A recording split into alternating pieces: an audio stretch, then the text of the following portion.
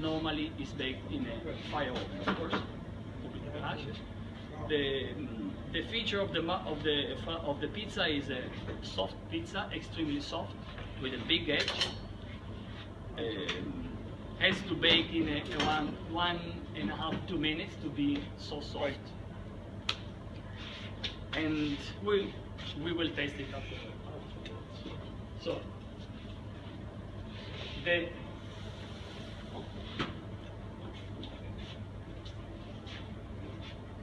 digestibility of the pizza. So I was explaining before that it's really important to get alveolus inside of the pizza, since the alveolus will allow the heat to go inside of the pizza and to evaporate the exceeding part of water. But really important in the dough is to transform the dough as much as possible, the flour.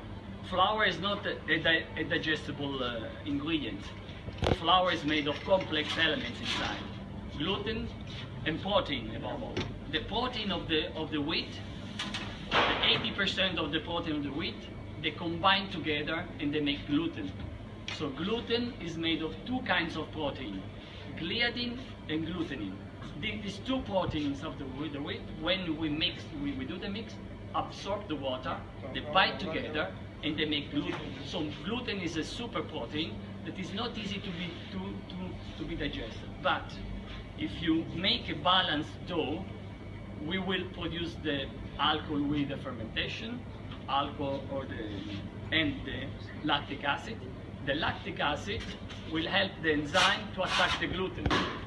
One of the two proteins of the gluten, the gliadin, is the protein that celiac people is allergic to. So celiac people are not allergic to gluten but to gliadin. The gliadin melts in alcohol. So it means that if we do a good fermentation, we produce alcohol, and alcohol will help enzyme to break down the long chain of the gliadin. And the more you are able to do it, the more you break it down, the more you anticipate the job of your stomach. Because when we eat a pizza, we need to break down starch, break down the proteins, because we do not absorb the protein of the starch. We absorb the simple sugar, we absorb the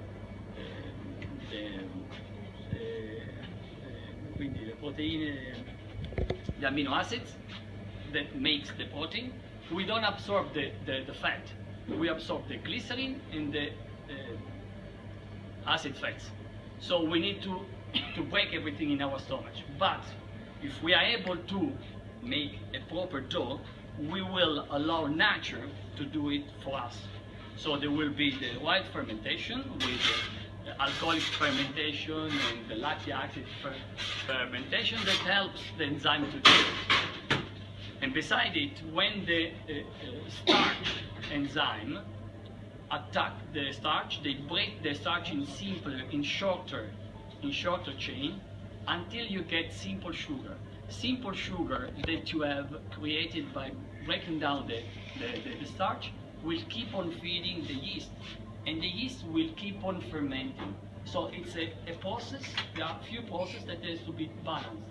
If the fermentation is too fast, you will not have enough sugar broken down by the starch. You will run out of sugar in the dough. And when you bake the pizza with low content of sugar, the pizza will not color. You keep the pizza too long in the oven until it colors, and it dries out, or it stays too dense, and so on.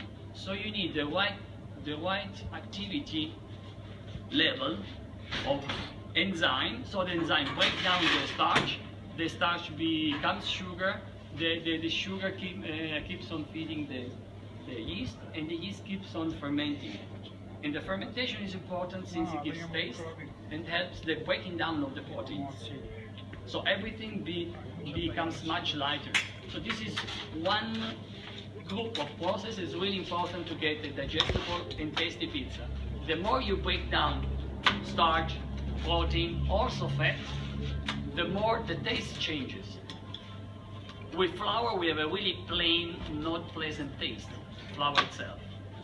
We need to transform it as much as possible.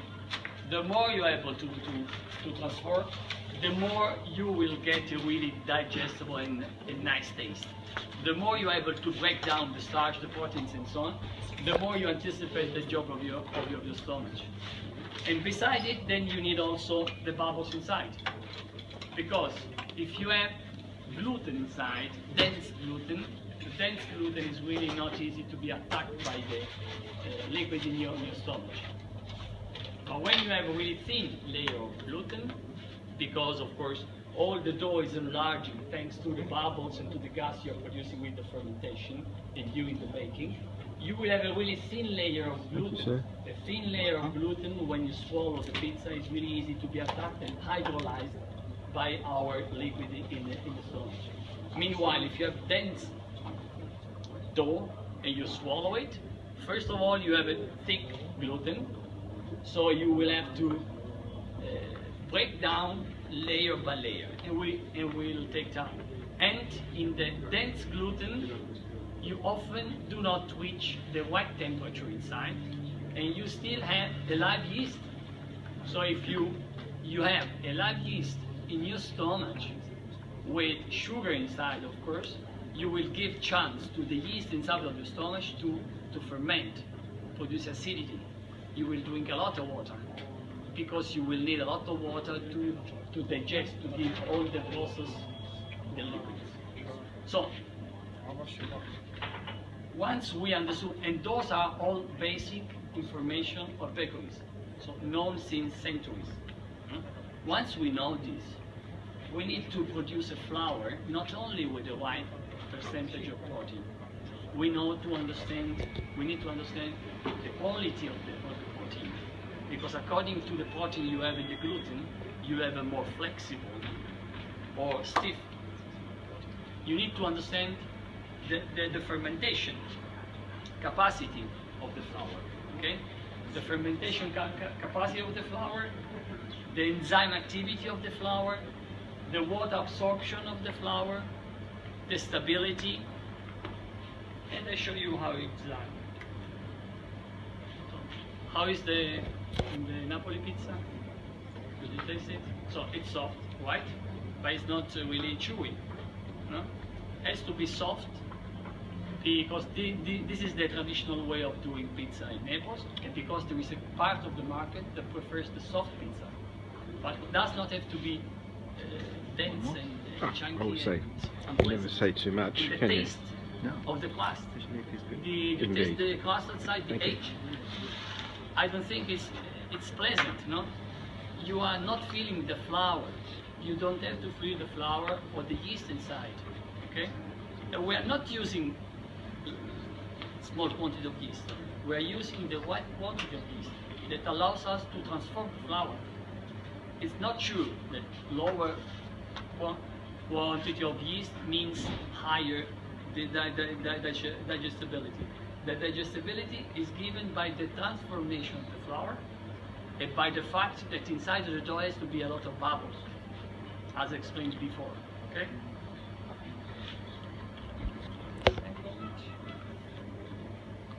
So, to give you some information about the flour, first of all, everybody knows double zero and so on, but what double zero means?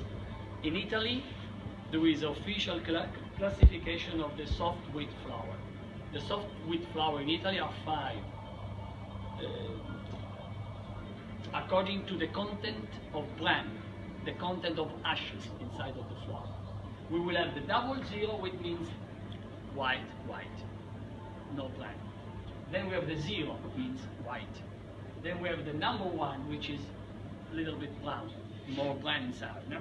Then we have the number 2, which has even more bran inside, and then we have all meal. So 5 flours, from white to brown, to all meal flour. Okay? Now today, me la fai 1-1? 1-1 vuoi?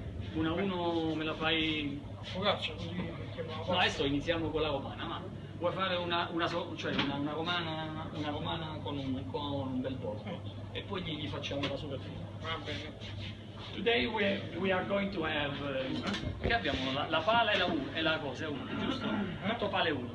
So we are going to use the pizza you have tasted now, it's a zero. It's a zero added with some other ingredients like sourdough, semolina, white flour and soya. A small part of soya. And then we will have also the number one, partially stone milk.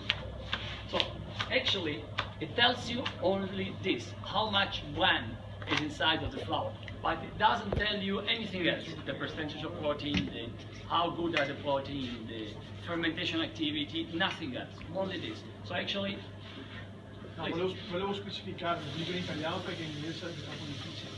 Che le 5 componentistiche dalla doppia 0, la 0, la 1, la 2, la 3 è una specifica solamente italiana. only Italian. Okay. It's an Italian classification of the soft wheat, as explained before. Italian classification of flours, soft wheat flour. Only Italian. Okay. Every country in Italy and in Europe has a different kind of numbers or letters to specify. If we go ahead, I wanted to explain another interesting thing. This is a wheat grain, okay? The wheat grain inside, of course, has got a lot of starch, where you get the flour.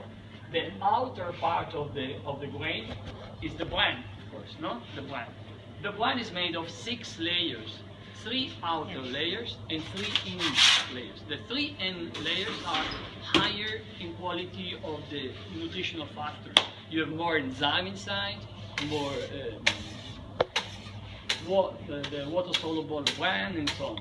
With the number 1 and the number 2, we put, Japone put the 3 layers inside because we want to help the fermentation, the taste, to enrich the flour with enzyme and so on in a natural way. So the 3 layers inside, which is the aleronico, strato ialino, and the rest.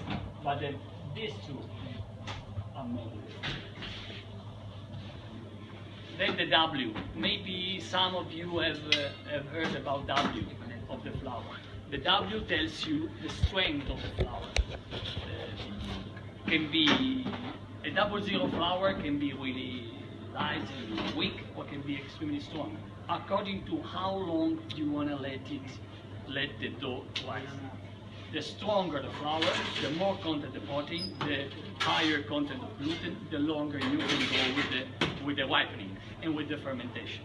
Because as we explained before, the fermentation produces alcohol. Alcohol enzyme will attack the proteins. It will melt it down. So if you melt down too much protein, you will not have enough protein to have the gluten net. And the gluten net is the part of the dough that retains the gas inside of the dough. If you don't have enough strength in the gluten net, it will break, and your dough, it's the end for your dough, it's spoiled. You will not have all the bubbles inside. So this is the machine that measures the W. So the strength, the quantity, the quality of the gluten. We do a dough in our laboratory, always with the same feature, with the same temperature, with the same yeast and so on, only the flour changes. We do the dough, we do the disc of dough, we let it rise for standard 30 minutes. It's only a process, a standardized process. We put in the machine. The machine inflates the air inside of the disc and enlarges the bubbles, okay? Inflates. When it inflates the air, measures how much pressure the machine has to do to start the disc to enlarge the bubble. You know when you blow a balloon, you need a lot of effort at the beginning, and then after it's lighter, no? So the machine measures the strain, the pressure it makes, and then keeps on inflating until the bubbles explode, blast, and does it for 5 times with 5 discs. This area will tell us the W, and these 2 points, the pressure and the length, will tell us the ratio between the stiffness and the elasticity of the gluten, which is extremely important. You can have 13% of protein in the flour, which is extremely pressure, with a high pressure, stiff, and then after that, wait, this is not okay for pizza, because it does not allow you to enlarge the pizza, have really bubbles and so on. So you need a PL, a pressure on length, or 0.5, 0.6. This is the right softness of the dough. Okay? So we analyze the wheat, so we understand the wheat. If it's not the right one, we blend with other wheat until we reach that kind of ratio in the flour. This is is another machine that tells you. But I don't have the pictures here. I don't know why. Okay. It tells you the stability. How long can the dough with that kind of flour resist to the friction of the mixing? Here at the beginning, it's only flour with water. Then the gluten starts to absorb the water and forms itself. The gluten makes a lot of resistance to the mixing, and makes a lot of resistance until the gluten is starting to break down and to lose and to spoil. And we know how much time it lasts, and this is a really good indication, but it's an important indication. This machine tells you the fermentation capacity and the dynamics of the dough rising. We put the dough in this machine here inside. The dough starts to rise and to produce gas. Here we have time and quantity of the gas. So we measure how fast is the production of gas and the persistence and for how long the gas production lasts. This is really important for us, of course, in the dough. As explained, we need it. If you don't need it, if you don't have the right one, you have a dense dough, and we don't want to have a dense dough. We want to have a soft dough or a crispy dough, thin but never dense. Okay? This is really important. And of course, it tells us also how the dough is expanding according to the pressure of the gas. As you see, it's not parallel, no? It's not proportional. Since the dough needs a certain kind of pressure, as we saw before, to enlarge. He only tells them how the yeast works. So this is more Italian style of pizza. It's not Roman. It's not Napoli style. It's in between, and it's crispy and soft on the same size. It's quite. You have seen the stems in your finger, so it could be dry, isn't it? Too dry. You will taste and you see if you like it or not. Sempre piccoli. A metà di quello, ok. Buonissimo. In this case, we use the same kind of dough, like the Napoli style, but we bake at a different kind of temperature, as explained to you before. Napoli style, in the electric oven, you go above 400 degrees. Being really paying attention to the temperature of the top and the bottom. Because more than 400 degrees on the bottom, you will burn too fast the pizza. So you will have higher on the top, lower on the bottom. Like is normally always with pizza when you bake directly on the stone. Okay? Thank you, sir. Welcome.